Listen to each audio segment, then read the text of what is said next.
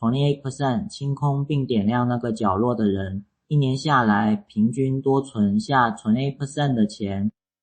我说的不是运气，是你家那个堆满杂物的角落，老祖宗管它叫财位，你可能一直拿它当储物区但存起 8% 这个数字背后，不是钱自己跑进来，是你的大脑终于有地方放下警戒的那个角落，从来不是聚财的风水点，它是你大脑的安全感开关，而你亲手把它埋了。你以为是因为乱所以存不到钱，顺序刚好相反，则是那个角落一旦被堆住，你的大脑每次走过都会多耗一点力气去扫描它，于是你整天都处在低度警戒。看完这支，你今晚回家不用买任何东西，不用罗盘磁力秒，就能验出你家那个安全感锚点到底是被点亮了，还是被你埋了好几年。而玄叔探头吐槽，这不怪你，怪当年没人告诉你，那个角是给身体看的，不是给杂物住的。哈喽，我是不带罗盘的风水师王旭内哦。这个频道只做一件事，把老祖宗的风水翻成现代的环境、心理学跟空间科学。我们不算命，不打脸，只把那些被讲了几百年的观察，还它一个科学的名字。如果你也想用看得懂验得出的方式，重新认识自己的家，订阅我，顺手点开小铃铛。我们今晚就从这个被你埋掉的角落开始。先讲科技派怎么看。有个在大公司写程式的观众跟我说，他家进门斜对角那块堆了3年的纸箱跟旧键盘。他说每次加完班回家，一进门就莫名烦躁，讲不出原因。后来他只做一件事，把那块清空，放一盏暖灯。2周后，他传讯息给我，说他开始坐得住，开始记账了。他没变有钱，是他终于肯停下来算钱了。科技派说，这很可能不是巧合，为什么一个角落清空，人就坐得住？科技派搬出大脑的机制，你的视觉系统有个很省电的习惯，环境里只要有一块持续没整理、形状不确定的区域，它就会被标记成需要持续监看的待办。而你坐住看似放松，那块杂物角其实一直在偷偷占用你的注意力频宽，清掉它等于帮大脑关掉一个常驻在背景跑的程式，认知资源被释放，你才有余力去处理像存钱这种需要钱额叶的慢思考。这个被占用的角落不是随便哪里，它通常是你一进门视线最先扫到却又离你最远的那个对角。心理学发现，人对空间里某个固定点会产生一种稳定的依附，只要那个点是整齐被照亮，属于你的大脑就会把它当成基地台，持续发出这里安全的讯号。科技派给它一个名字，叫安全感锚点。荒财位不是钱的位置，是你大脑下锚放下警戒的那个位置，安全感锚点。科技派封印，空幻行杀派上场，他们不讲机制，只讲你会起鸡皮疙瘩的案例。我看过一个家进门，对角那块堆到比人还高，屋主自己都绕住走。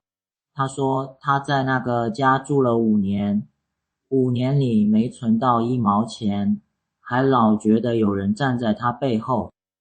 他说不出是什么，就是不敢久待在客厅。会行杀派说，那不是有鬼，是那座杂物山把他的视线、他的退路、他的掌控感全堵死了。为什么一座杂物山会让人不敢久待？行沙派说，你的身体比你诚实。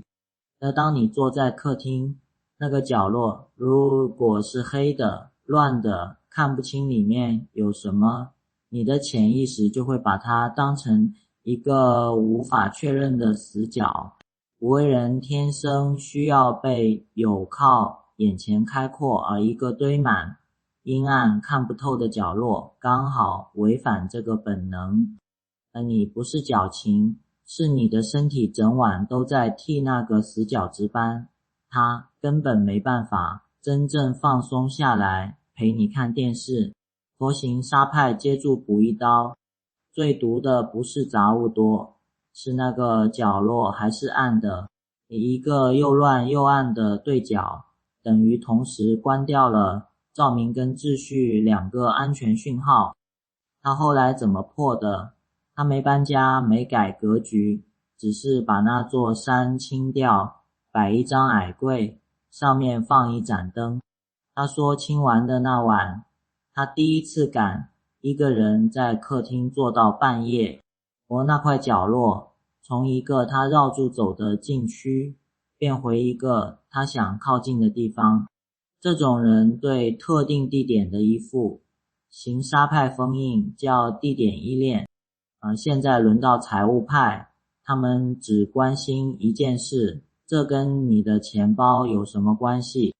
财务派说28% 这个数字不是因为那个角落会招财，是因为一个有安全感锚点的人做钱的决定不一样。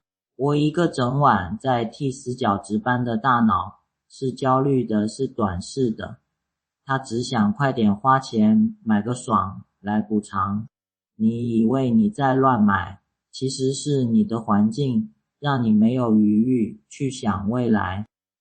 财务派把账算给你听，当你的安全感锚点被点亮，大脑不再分一块出去警戒，你才有认知资源去做延迟满足这件难事。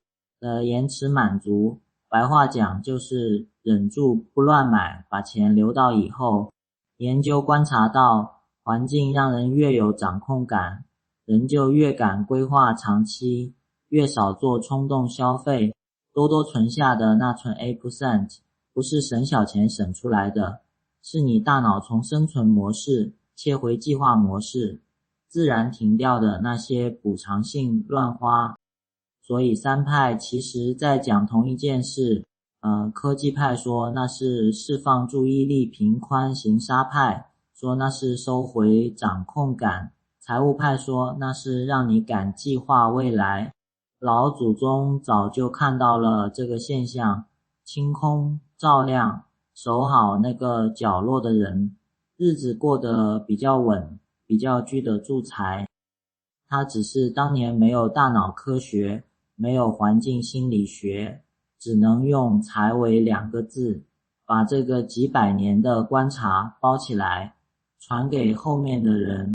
现在换你验自己家。今晚进门先别脱鞋，站在门口看你进门的斜对角，而问自己3个问题。第一，那块是亮的还是暗的？第二，它是整齐看得清楚，还是堆到你会绕住走？第三，你愿不愿意一个人在那附近坐下来待住？如果3个答案都让你皱眉，恭喜你，你刚找到了的那个被埋掉的安全感锚点。它不需要你信风水，它只需要你把它当回一个地方。还好，把玄学翻成今晚就能做的3件事。第一，清空，把进门斜对角那块清到见底，不是塞进柜子，是真的让它空出来。第二，照亮，放一盏2700K 的暖灯，让那个角落晚上是亮的，给大脑一个稳定的安全讯号。第三，赋予归属，在那摆一样你真心喜欢，属于你的东西，一盆植物，一张照片都行，让大脑认得这是我的地盘。